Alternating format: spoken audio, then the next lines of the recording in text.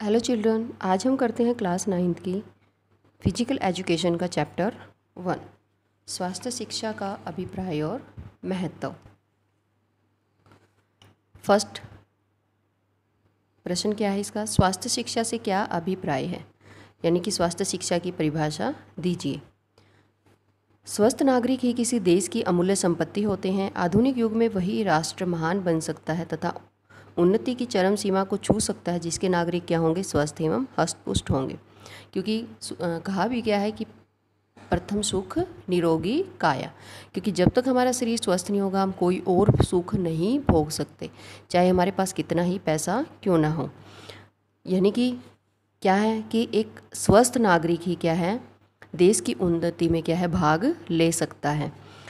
तो सीधा से इसका क्या है कि हष्टपुष्ट शरीर ही क्या है, किसी देश, अपना समाज का, अपने परिवार का और अपने देश की क्या है, उन्नति कर सकता है। और क्या है, स्वास्थ्य शिक्षा का अभिप्राय केवल रोगों से छुटकारा पाना ही नहीं, अपितु इसका अभिप्राय है मानसिक एवं शारीरिक रूप से स्वस्थ होना।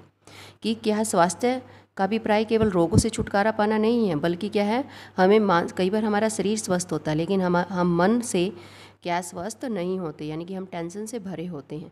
तो यानी कि क्या है, स्वास्थ्य का सही मतलब क्या है, मानसिक और शारीरिक दोनों रूप से क्या है, स्वस्थ होना। आप इनमें से इसकी कोई भी दो परिभाषा याद कर सकते हैं। प्रश्न 2, स्वास्थ्य शिक्षा की परिभाषा दीजिए। तो इनमें से जैसे कोई भी याद करके आप इसको यहाँ पर लिख सकते हो।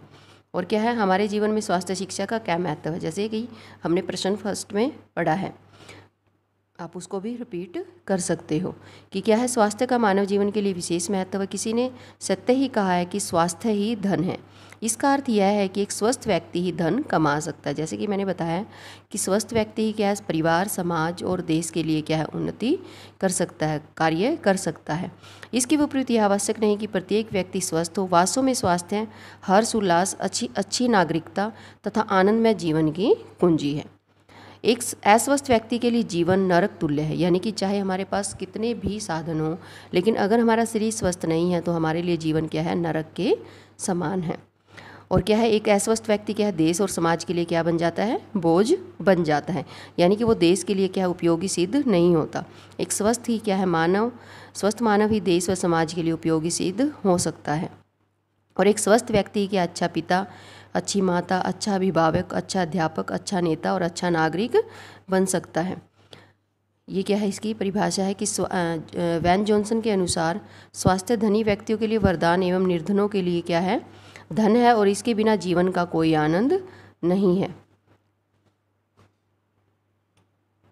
अतः स्वास्थ्य शिक्षा मनुष्य के लिए विशेष महत्व नहीं रखती। इसका ज्ञान मनुष्य को स्वस्थ एवं निरोगी रहने में अत्यधिक सहायता प्रदान करता है।